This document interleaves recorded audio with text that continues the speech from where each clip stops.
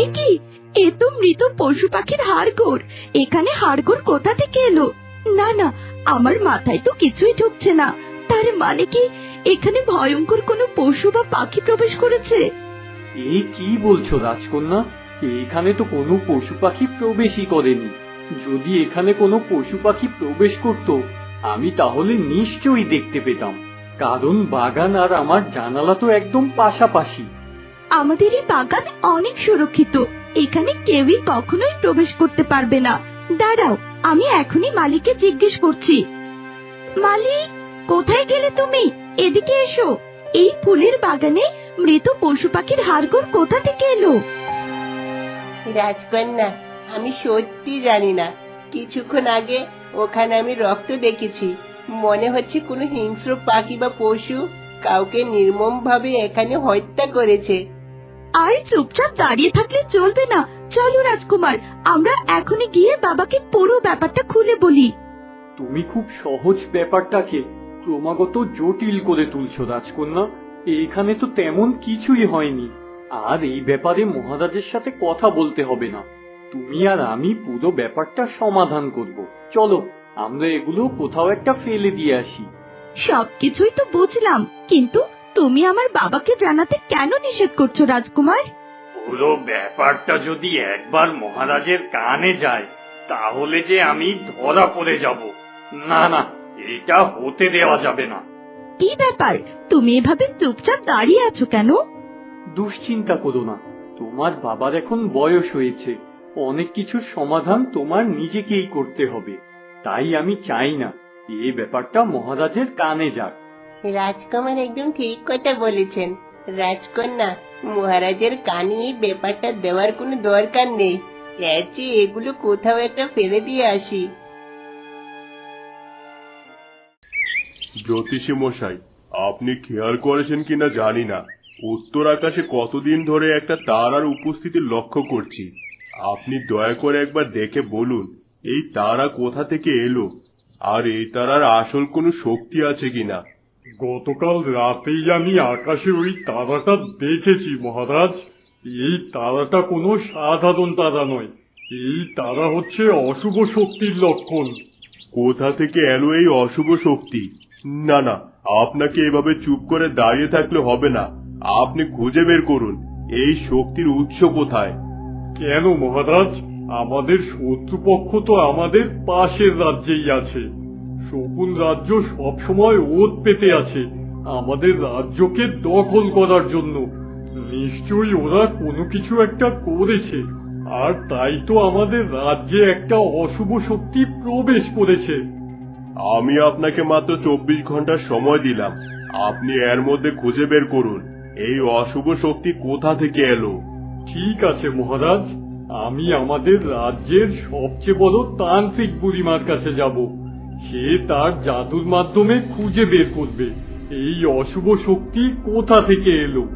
জ্যোতিষী মশাই, আপনি রাজ্যের ভবিষ্যৎ নির্ধারক। মনে রাখবেন, আপনার গণনা ভুল হলে রাজ্যের অনেক বড় বিপদ নিয়ে আসতে পারে। তাই সব সময় আপনি সতর্ক থাকবেন।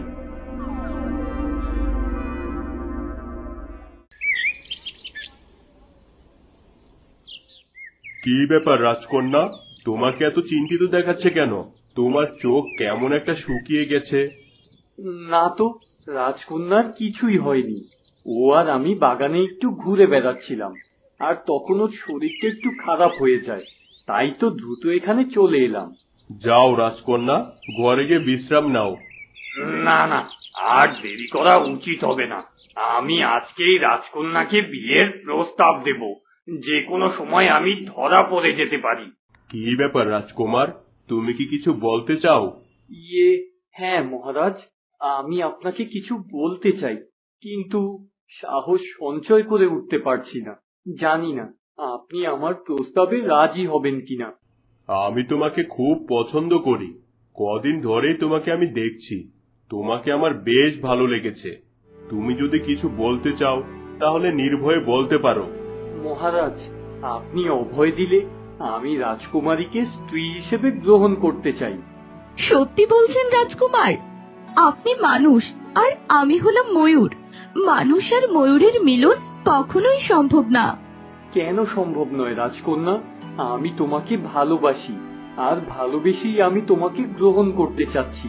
তাহলে তুমি কেন বারবার আমাকে ফিরিয়ে দিচ্ছ? রাজকুমার, তুমি একদম সঠিক কথাই বলেছ। ভালোবাসা থাকলে পৃথিবীর সবকিছুই সম্ভব।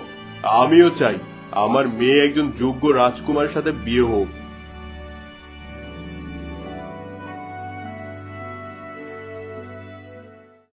আমার প্রথম পরিকল্পনা সঠিক হয়েছে।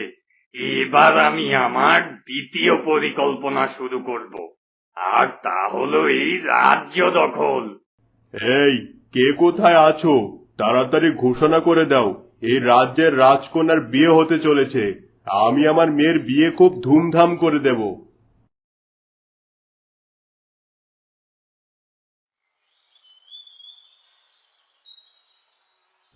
বুড়িমা, আপনি আমাদের রাজ্যের সবচেয়ে প্রবীণ ব্যক্তি। দয়া করে আমাদের রাজ্যকে অশুভ শক্তির হাত থেকে রক্ষা করুন। আকাশের ভয়ঙ্কর তারা দেখে নিশ্চয়ই আমার কাছে এসেছিস, তাই না? কিন্তু তোরা বড্ড দেরি করে ফেলেছিস।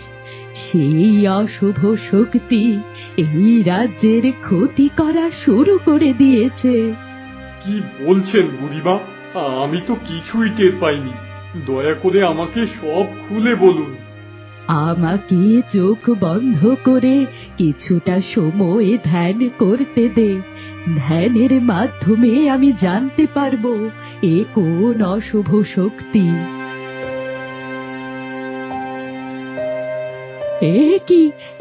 আমি কি দেখছি? না না, আমি আমার নিজের চোখকে বিশ্বাস করতে পারছি না। এ তো সেই রাজকুমার যে মহারাজের আশ্রয়ে রাজবাড়িতে রয়েছে। ও কোনো রাজকুমার নয়, ও মানুষের রূপ ধরে এখানে এসেছে। ও হলো শকুন রাজকুমার। শকুন রাজকুমার? তার মানে শকুন রাজ্যের রাজা তার ছেলেকে এখানে পাঠিয়েছে আমাদের রাজকন্যা আর রাজ পরিবারের ক্ষতি করার জন্য। আমি তো দেখেছি রাজকন্যার সাথে ওই রাজকুমারের খুব ভাব। সারাদিন তারা একসাথে রাজ্যের এক মাথা থেকে আরেক মাথায় ঘুরে বেড়ায়। হ্যাঁ, আর একদম দেরি করা ঠিক হবে না। আগামীকাল সকালে রাজাকে পুরো ঘটনা খুলে বলবি। আর ওই রাজকুমার কিন্তু খুব কৌশলী, তাকে খুব সাবধানে আটক করতে হবে। ঠিক আছে বুড়িমা, আমি তাহলে এখন যাই।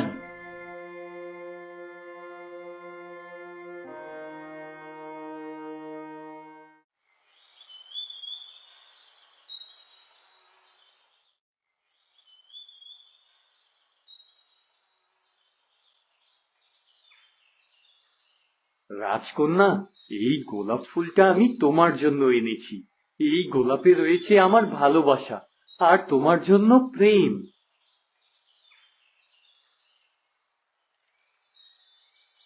এই মায়াবী গোলাপ শোকার সাথে সাথে তুমি আমার প্রতি আরো বেশি আকৃষ্ট হয়ে যাবে রাজকন্যা।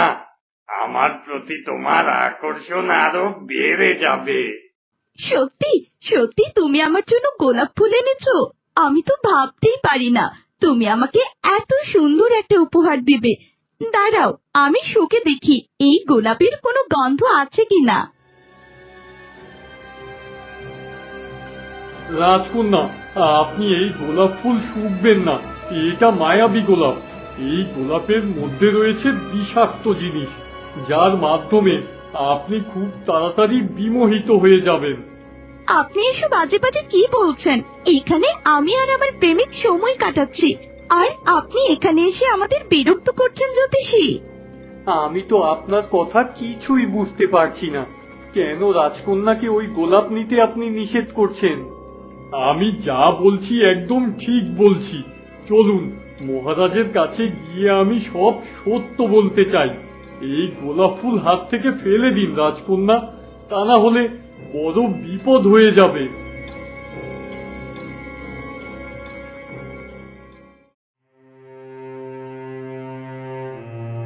এই সাত সকালে আপনি আমার বাড়িতে, কি হয়েছে? মহারাজ, আমি আপনাকে জানাতে এসেছি কে সেই অশুভ শক্তি। আসলে ওই অশুভ শক্তি আর কেউ নয়, বরং আপনার সামনে দাঁড়িয়ে থাকা রাজকুমার। আপনি জানেন আপনি কার সম্পর্কে কি বলতে চলেছেন? ও আমার মেয়ের জামাই হবে কিছুদিন পর। আমার মেয়ের সাথে ওর বিয়ে ঠিক হয়েছে। দয়া করে এখানে দাঁড়িয়ে দাঁড়িয়ে মিথ্যে কথা বলবেন না। আর আপনি আমার স্বামীকে এসব বলার সাহস কোথা থেকে পেলেন? আমি অনেক বছর ধরে আপনাদের এখানে কাজ করছি, দয়া করে আমাকে অবিশ্বাস করবেন না। আমার কথা বিশ্বাস না করলে আপনারা বড় বিপদে পড়বেন। এই, কে কোথায় আছিস? ওকে এখান থেকে বের করে দে। আর কোনোদিন যেন আমি আপনাকে এই রাজপ্রাসাদের আশেপাশে না দেখি। আমাকে বের করতে হবে না মহারাজ, তবে আপনি আপনার ভুল নিজেই বুঝতে পারবেন। যখন আপনি আপনার ভুলটা বুঝবেন ততক্ষণে যে বড্ড দেরি হয়ে যাবে। আমাকে নিয়ে আপনার ভাবতে হবে না। আপনি আপনার নিজের চরকায় তেল দেন, আর কোনোদিন এখানে আসবেন না।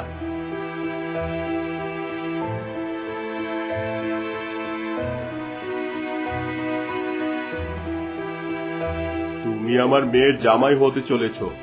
আমি তোমাকে কখনোই অসম্মানিত হতে দেব না। ওদের কথায় তুমি কিছুই মনে করো না। যাও রাজকন্যা, তুমি রাজকুমারকে নিয়ে ঘরে ফিরে যাও। আমাকে কিছুই করতে হলো না। বাবা মেয়েকে খুব ভালোভাবে হাত করেছি আমি। এবার থেকে আমি যা বলবো ওরা তাই করবে। চলো রাজকুমার, আমরা ঘরে যাই, আমাদের দেরি হয়ে যাচ্ছে।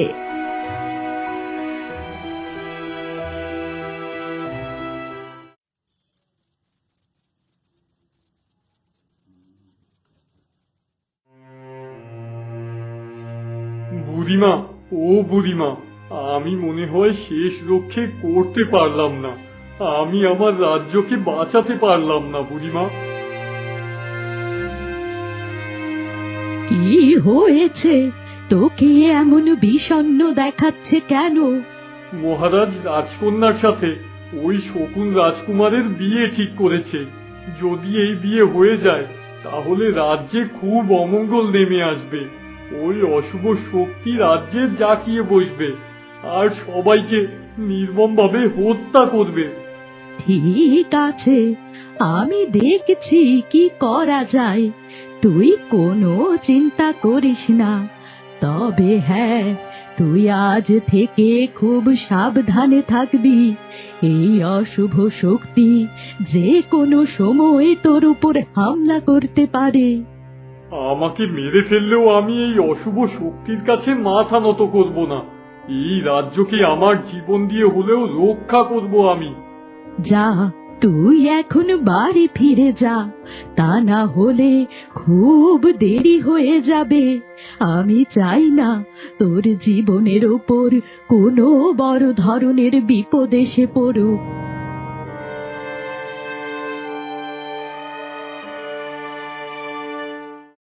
এই জ্যোতিষী খুব বেশি বাড়াবাড়ি করছে, ওকে একটা শাস্তি দিতেই হবে। আজ রাতে ওকে আমি নির্মমভাবে হত্যা করব, যেন আর কোনোদিনও আমার বিরুদ্ধে সাক্ষী দিতে না পারে আর আমার বিরুদ্ধে কোনো প্রমাণ জোগাড় করতে না পারে। তো বন্ধুরা, এরপরে কি হতে চলেছে সেটা জানবো আমরা পরের পর্বে। দেখা হচ্ছে পরের ভিডিওতে। ধন্যবাদ।